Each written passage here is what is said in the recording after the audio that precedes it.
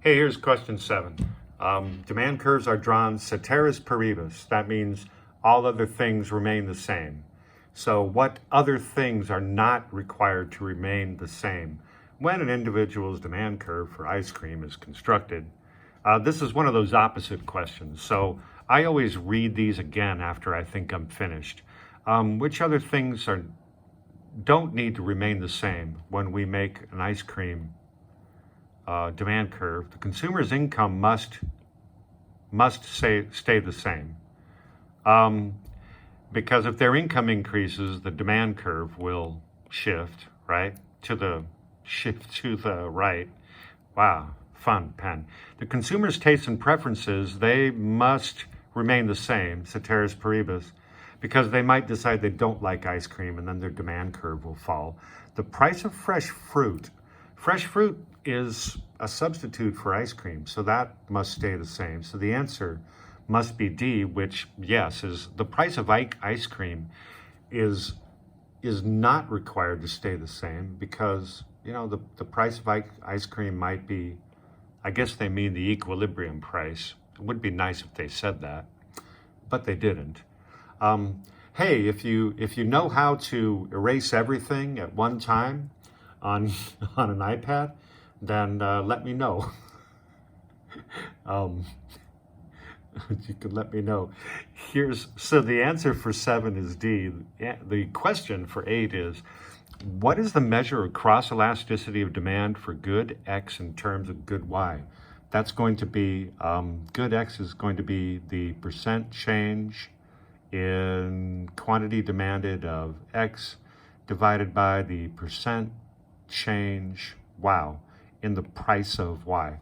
So the change in, it's not this, right? That's not the, it's the percent change in the demand for, this is the opposite of correct.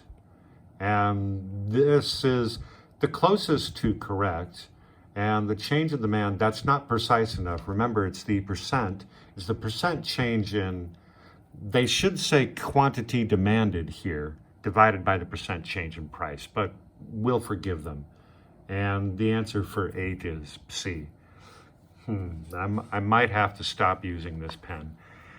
How about question 9? It says, when will the price mechanism be least likely to reallocate? This is one of those opposite things. Least likely to reallocate resources to meet a change in consumer preferences. Price mechanism, that's the free market, right? Finding equilibrium. So when the government removes all price controls, that equals the price mechanism, right? Everything will find its equilibrium. So that is likely to reallocate resources. Not A. B says, when the new preferences are for more public goods. I think that's the answer. I'm least likely to reallocate, because that's not the price mechanism. Public goods are probably provided by the government, and the government might not work with, the free market. They might decide the prices. They might subsidize something. So probably B. C says, when the supply of factors of production is limited. That is part of the price mechanism, so can't be C. And D says, when there is a redistribution of income, well, that affects demand, and that will shift equilibrium, so can't be D. So the answer for 9 is B.